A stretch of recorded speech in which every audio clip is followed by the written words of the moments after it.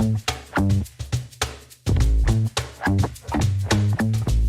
this is Scott Herbst. I am founder and president of Six Flex Training and Consulting, and you are listening to or watching The Flex, a podcast where we have conversations with people who are expressing leadership with the intention of opening access for you expressing yours.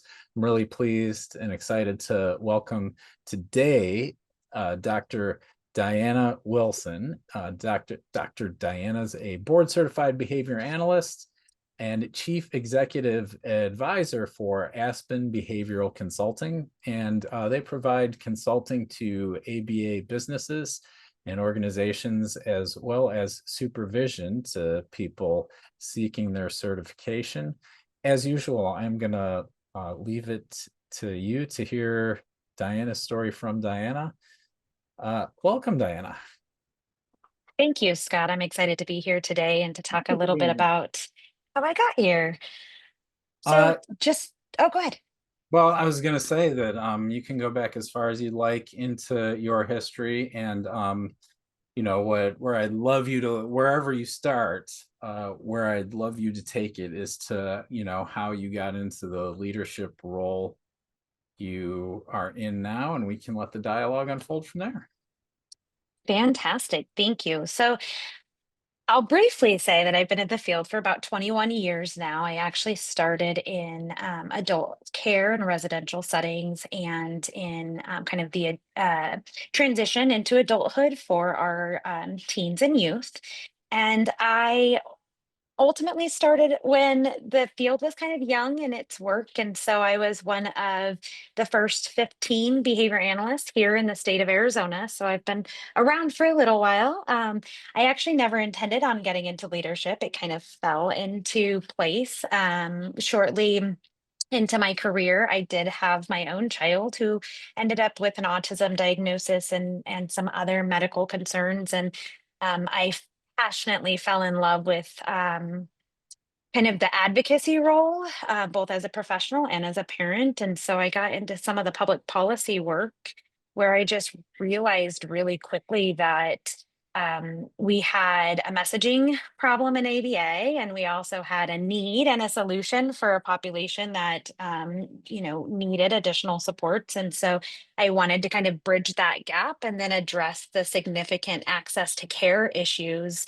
that we were seeing once the laws to cover ABA services came out, as far as funding for insurance and Medicaid and licensure. We were one of the first states to have licensure. As those things were coming out, and I was actively a part of all of that, I started to recognize that there was a perspective that was missing, and that was the family perspective. And the care and access for the individuals in most need. Can I interrupt there? I'm curious. I think I probably agree with you, but I want to check in.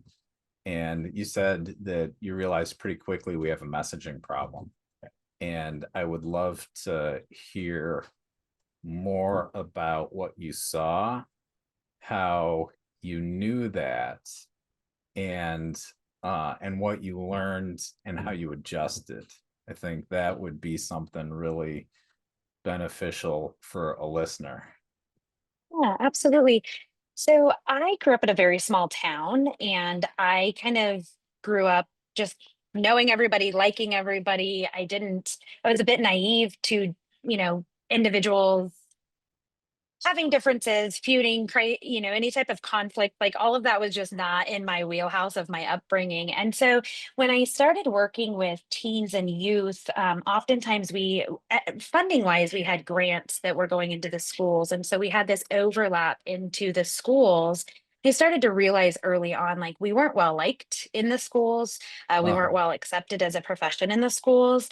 Oftentimes the feedback was that we would come in as know-it-alls, or we would come in with this perception of, hey, like, we are the only science and we are the Yeah. only people that can solve this problem.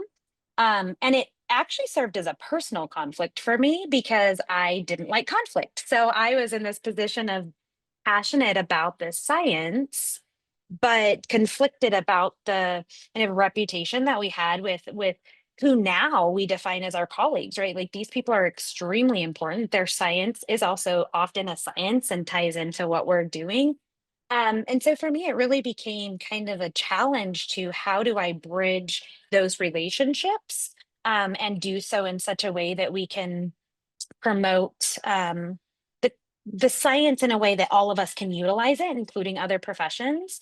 And Yeah. shortly into that, I And also and oh, go ahead. well, I'm curious, was it that plain where people would say, God, you guys think you're know-it-alls? It absolutely was. In Okay, yeah. fact, there were many schools, and we actually still have this problem here in many states. I know in Colorado, we just recently, I was a part of the testimony for a bill to require ABA in the schools. But Yeah. here in Arizona, it's still up to the school principal as to whether or not outside behavior analysts can come in, or outside providers in general. Wow. And what we have found is even today, there's a lot of hesitancy in the behavior analysts and other providers, but again, mostly us coming into the schools. And it was very apparent before, I think largely because the behavior analysts, when they first started going into the schools, were also connected somehow with the families. And the families, it was almost like it felt weaponizing to the school districts. And so if you didn't sit down and have a conversation with the principal, like, what is the problem? It was kind of an automatic, like, hey, like, we had a BCBA in here 6 months ago, and that BCBA ran our staff off or made our staff feel like they didn't know what they were talking about. And they were very upfront about it. And again, we hear it less today, but it's still something that we run into, at least here in Arizona, about getting into the school systems. And the professionals really saying it, and it carried over with the parents. The parents would say, hey, we've had this speech pathologist for 3 years, and now we feel like you are going against their recommendations, or you're challenging them because you're coaching on something that they, fundamentally think is a different recommendation. Yeah. And so it was very obvious, even then. So we're talking, almost 16 years ago. The professionals would say, like, yeah, no, we it was like a standard, like, no, we don't work with behavior analysts. And Yeah. I Wow. was curious, so I would ask why. Like, why not? And they'd be like, because, like, you guys dismiss what we say, or you won't follow, like, you don't include us, there's not a lot of collaboration. And that's evolved over time, but for me it became almost a personal conflict, because I'm like, but wait, that's not me. I want to collaborate and I want to do these things.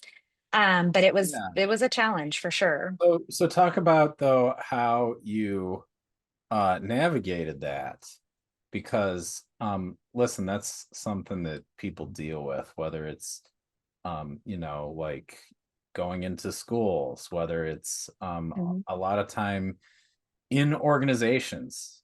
It's like one department wants to improve a process and it's going to impact this one in some way, and they don't want to. And like what is it, silos, we're so siloed, Yeah, and that's part of it. So um, yeah, I'm interested what insight you could give into how I mean, basically you're talking like change management here in a way, right? And creating buy-in. How absolutely.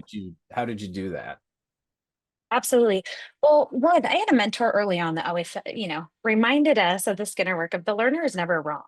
And Yes. so anytime we want to build a relationship with somebody or an entity or within a system, right? Like, we have to look at, if there's a barrier, it's often not the change agent that we're trying to do, but rather either the environment, or perhaps our approach within the environment.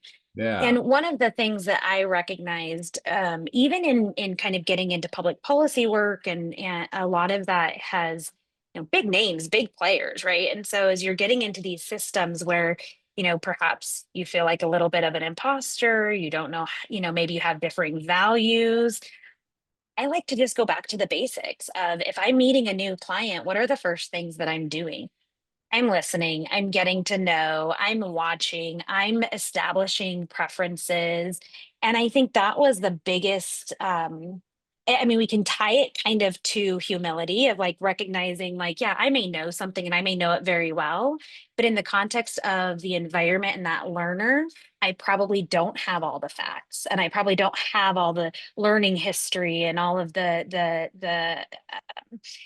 things that are going to drive those individuals to change, like our preferences and how they're going to respond to those preferences as it becomes, potential reinforcement. So taking it all the way back to pairing, right? So we're going to just pair with those individuals, take off the hat of I'm a behavior analyst. And some of that is uncomfortable because that also means like nodding your head when someone's recommending something that you're like, this is not going to work. But right now we're in this pairing stage. And so we're going to kind of go with it. And then we're going to have that instructional control established. And then we're going to shape this up. I think that has been like all the way back to the basics has always been like reminder to myself and to others when they get into that space of like, yes, we may have a lot of tools in science, tools available to us within the science, but we don't have all the context of the learner and the environment in that moment. Yeah. And we've got to start back with those basics. And I want to pause because just a couple things that if someone's listening who isn't a behavior analyst, when we talk about pairing, really you could think of that like building rapport, I think is a accurate way of saying it. Yep. Maybe not Yep. like exactly it, but kind of fits. Yeah. And it Absolutely. It's sounds like like the when you're dating, talking right? It's like the about first that, stages of dating, right? Like you don't yeah, just come in and say, here are here's my dirty laundry and all of the things. I'm like, great, do you want to work together? No, we have to kind of right. Can you establish. move in? Yeah. Yeah, Yeah. Um, and it sounds like how you did that in this case was setting aside your own, like what you think you know, and really getting interested in, well, how do things look to you? What's it like for you? What's going on in your world? Versus I've got a solution to, yeah. absolutely. And I think in the beginning it was hard. There were times that I didn't even like identify myself as a behavior analyst Hmm. because that in some settings was the first thing to kind of turn that off. In fact, I have a colleague now that we do advocating together that she always tells people like Diana's the least behavior analyst you'll ever know. And it's so funny because I'm like, no, I'm not the like I'm not the one that's like going against the science or doing anything. But when we first met, I recognized that she had so many perspectives based on her experience with behavior analysts that I wanted her to get to know me as a person and I wanted to get to know her as a person. And we built common ground and values that we shared in our advocacy roles and our public policy roles. And then she learned I was a behavior analyst. And so we're constantly joking about that. And again, she will still introduce me as being like the least behavior analyst you'll ever know. But unfortunately, she's talking about like the marketing piece. She's not talking about my ability to apply the principles of behavior analysis. And I think over time we've shaped that and now it's more of a running joke with us. But in the beginning, like it did help get me into other networks and other advocacy groups because they weren't like, oh, this is a behavior analyst that's again going to come in and tell us what we should be or should not be doing. And so that was a strategy that I had to use, don't use it anymore, but to really just build that relationship. Yeah. Well, I mean, what I can hear that she's pointing to is that like she knows you first as someone who listens and understands and yeah, awesome. Absolutely. Hey, we haven't even talked about at all how you are, so keep going, continue. Okay. So you're doing the So advocacy work, right? yep. Yes. So and a lot of that started again, having been in the field, having been in public policy, having had the opportunity to get to know lobbyists and legislators and all of the things. Then I have my child, and my child's on the spectrum. And I go to get services, and I had a very difficult time navigating them. It was very challenging. And in that moment, I immediately thought, wow, if I can't do this, then how do we expect the average family who is processing a new diagnosis, grieving. This was again 15 years ago. And so the diagnosis also came with a level of shame that we don't see as much now, but it's there. You have generational differences in beliefs of parenting. There was a lot of other challenges there. And it was like, man, I don't know how for these other families, I don't know how they're going to navigate this. And so I started to really get into how do we address the access to care. And I saw two very large issues. One was the policy aspect, but the other piece was even in the best of the worlds, if we had all of the issues and concerns with the policies revised, who's providing the services? Because there's 15 of us and we all work together. So now there's potential multiple relationships, conflicts of interest.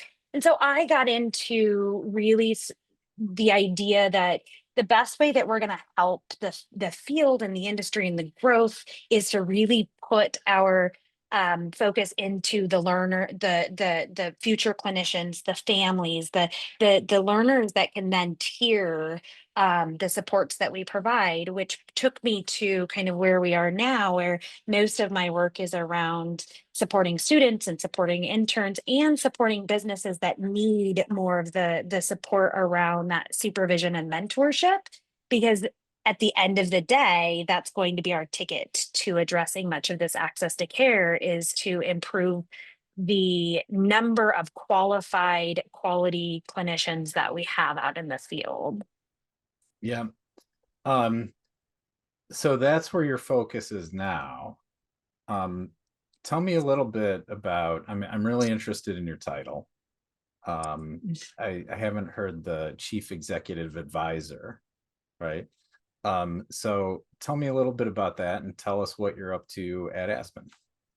Yeah, absolutely. So we have, first of all, our whole company has kind of unique titles because we are in the ABA industry, but we are serving in consulting roles that again focus on mentorship. So Yeah. at our company, my counterpart is a chief performance mentor. So we're both the owners of the companies, and then we have others that are able to do consulting in there.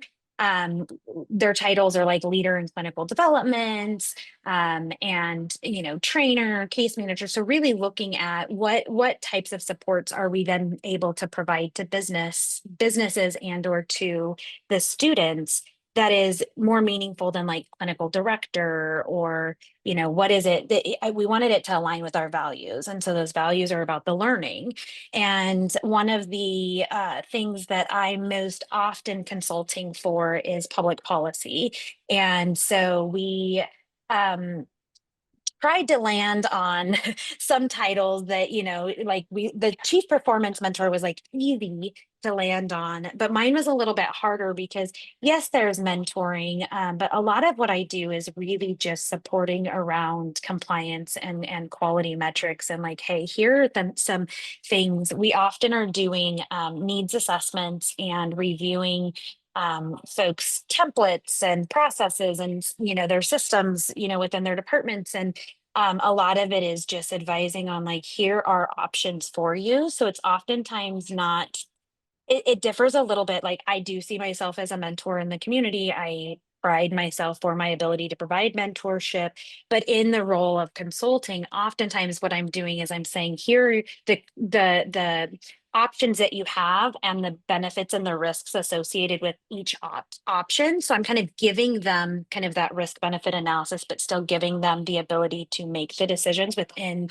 kind of the systems that they're working, as opposed to kind of when I look at mentorship, I look at like being able to kind of persuade and kind of support. It's a little bit different when you're supporting other like agencies, because there's other components. Like I would love to persuade everybody to you know run certain quality programs, but when all of your competitors out there are doing the opposite but getting higher reimbursement rates, it's really, I mean, the contingencies make it very hard to be a successful mentor. And so So I still mentor, but I still do a lot more of just here's the cost and benefits of each of the options you have before you. And if you want that additional support in landing on a decision, that's fine. But most of it is just a lot of here are your options, and you're going to have to, and I'm going to help you, but you're going to have to find how this fits within your system as to which option is going to be best. Yeah, okay, got it. So you really got intentional about looking, how am I going to interact with the our stakeholders, and based on how I'm going to interact, that's where I'm going to come up with the title. Got it. Um, are you willing to talk a little bit about your supervision and developing people? And um, Yeah, I am absolutely. supervision and development, training and development is my passion. So um, would love to take the conversation there. Uh, Absolutely. Here's what I'm interested in. I know we talked a little bit, and as a behavior, when you're training behavior analysts, there's the task list and kind of checking the boxes, like, do you know how to do this? Have you done that procedure, etc. And then there's a lot of stuff that isn't on the task list, like how do you interact with people, how do you manage people, how do you in turn develop people? And I'm curious if you would talk a bit about your approach to that. Yeah, absolutely. So we started a curriculum for supervision. Actually, I started using a curriculum for supervision before the 2014 standards that said we had to have a curriculum, Mm. because in my brain it made sense to work through all the yes, all the concepts that we were learning in graduate programs, but also that practicality of it. Now, when we started, like I said, in my training, we were running off of grants in the schools. And again, there were all of those barriers of again, kind of our marketing, our ability to build the relationships, all of those things. So we really had to focus on that. But there wasn't teaching around it, where now there is, actually, even within the task list, there's some of those competencies starting to kind of be built in.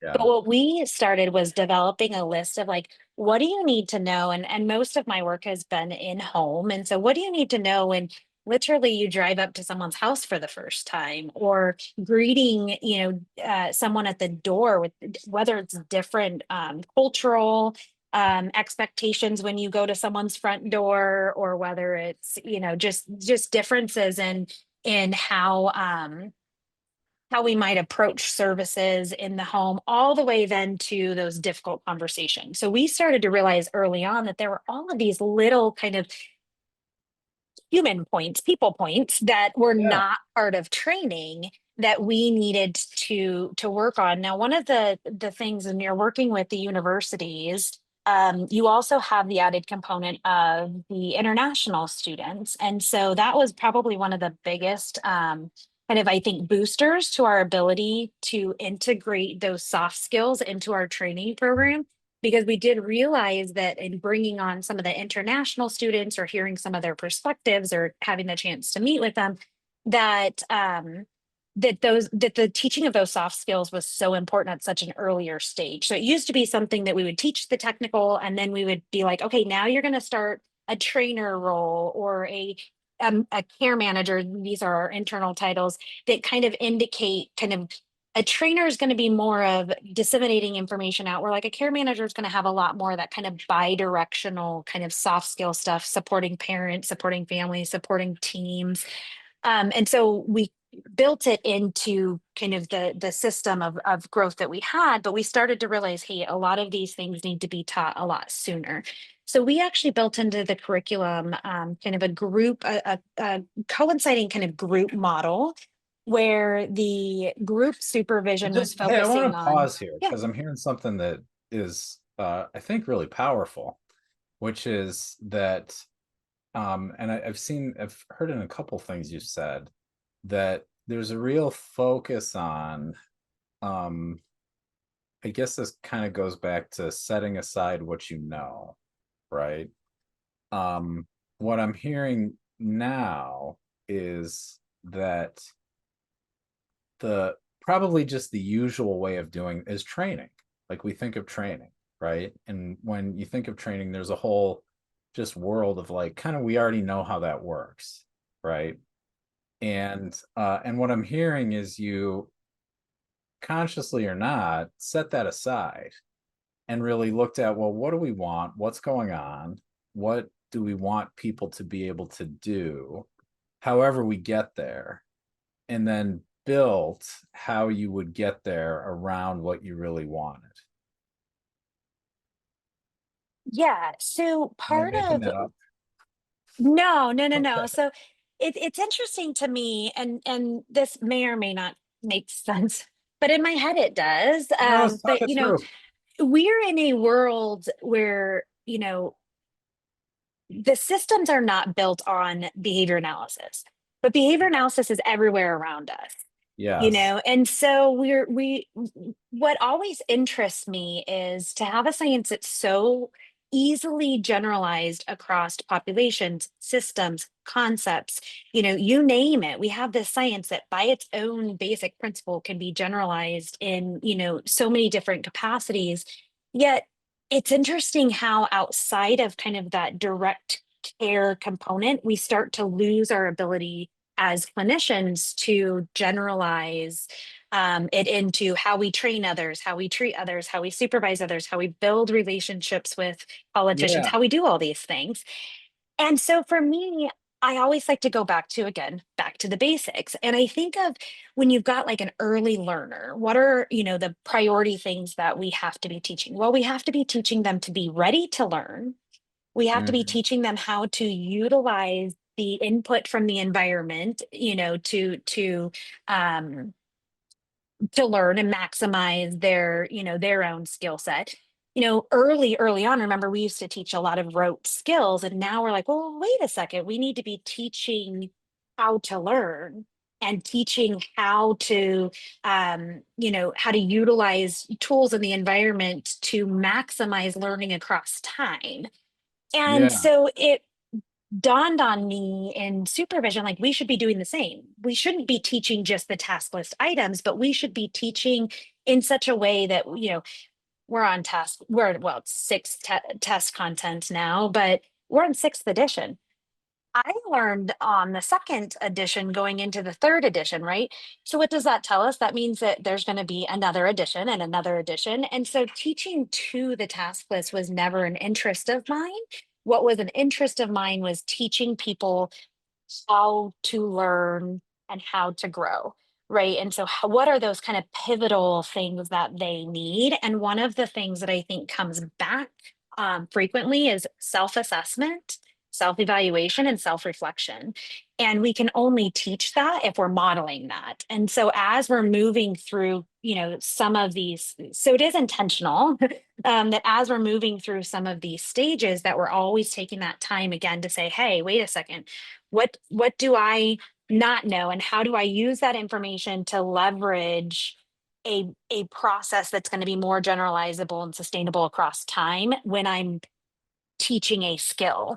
And so oftentimes those are going to be skills that are not listed in the test content or listed in any type of task analysis, because they're going to be the skills that allow for someone to take the second version of something and the sixth version of something and still be able to apply what they know to acquire what's necessary to be successful on new content or new information.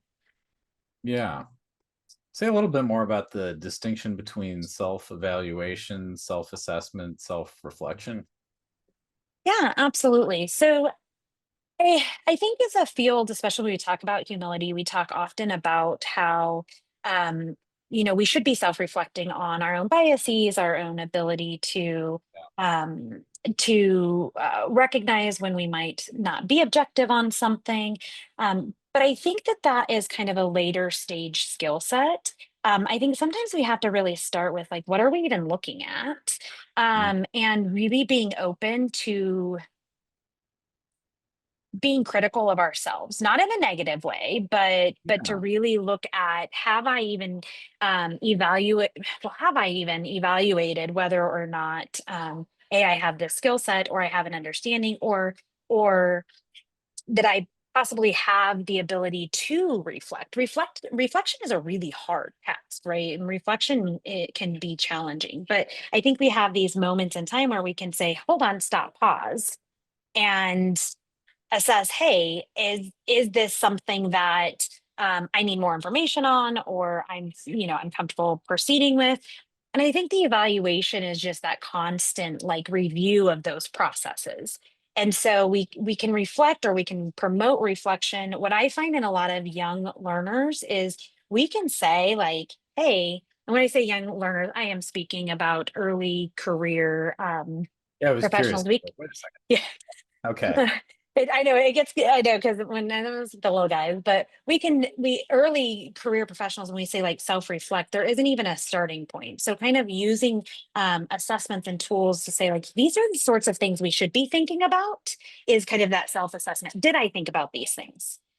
And then the self reflection is going to be, I thought about them and I'm either ready to take action or I'm not ready to take action. And I think we have to normalize that too, because sometimes it's like, oh, you're going to self reflect. And then there's this expectation that that self reflection should lead to a specific action. Hmm. But Got it. self reflection So can be quite challenging.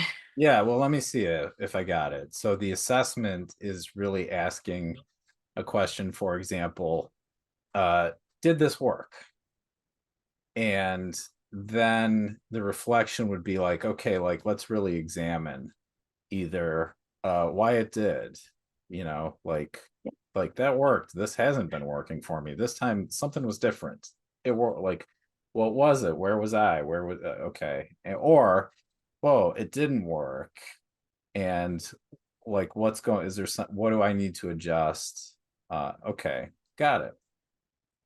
Absolutely. Absolutely. And I think, and I talk about this in some of the conversations that I have around like folks that want to get into public policy and stuff. Again, we have a lot of stigma around like you really should, you know, self-reflection, I think is good when you really should self-reflect. And again, for me, it's always this expectation of an outcome that your self-reflection led to something that oftentimes is influenced, somehow by somebody else. I think we have to also normalize that sometimes at that self-reflection stage, like it is just that point of like, I don't have an action here, or I don't know what I would have done different, but I'm at least acknowledging that something about this didn't work.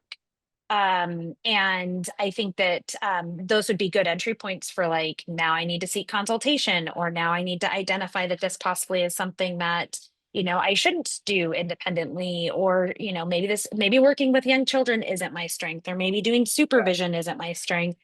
But to really, kind of normalize that that process doesn't have like an end point necessarily, but that we could always stay in that stage, or have a period of time in that stage where we're just learning and it's okay to learn. I think it's easy to conceptualize with early learners. As we become leaders, there comes this expectation of like, but you should know the answer and you should. And I think we've got to model and normalize like, no, as we self reflect, like I'm also going to make mistakes and I may not have the answer for how I could have changed that. Yeah. Maybe you started to answer my last question, but my next question. I want to ask it anyway, because you said self-reflection is difficult. And so I'm curious, how do you start to cultivate that skill in in people you're supervising, mentoring, etc.? Absolutely. Early on in the beginning, we do ask them to self reflect, but we don't ask them to necessarily share that process. Mm-hmm. As we get to know individuals, we do start to kind of put a label to some of the things that they're doing to kind of bridge that gap of like, wow, it sounds like you're self reflecting, or wow, it sounds like you might not have self reflected. Did you self reflect? Oh, you did. Great. And kind of shaping up that comfort with sharing some of that self reflection.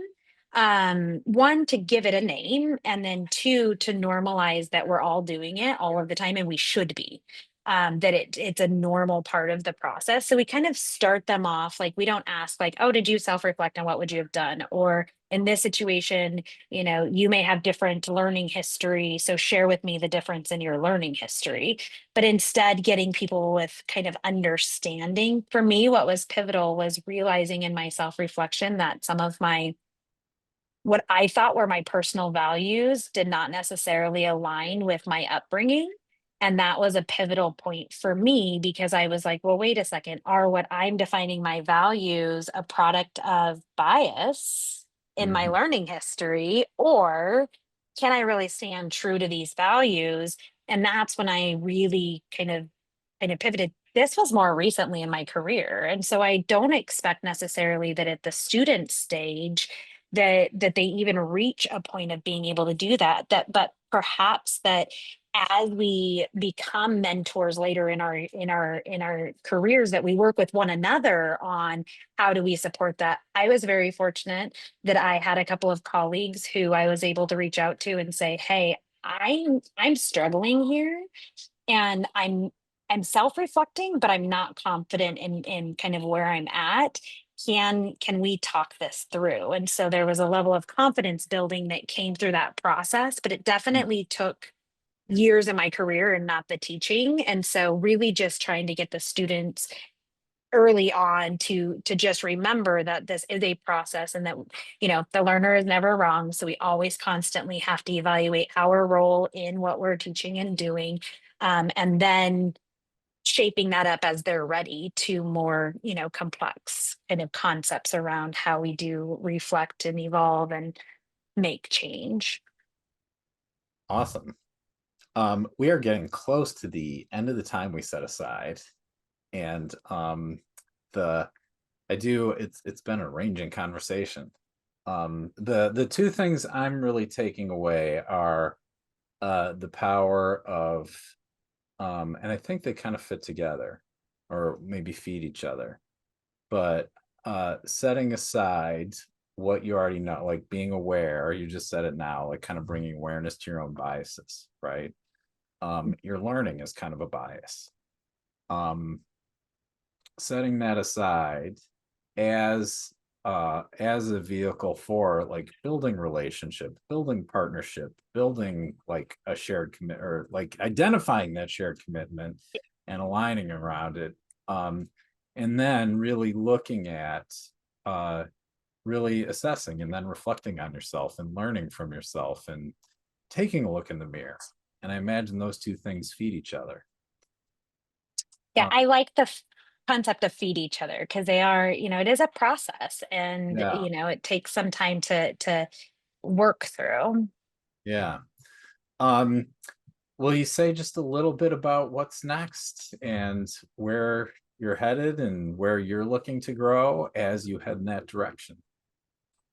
Yeah, for me, really, I hope to continue to evolve into mentorship for others. I think we are at a unfortunate point of the field right now where we have a bunch of young professionals that are um,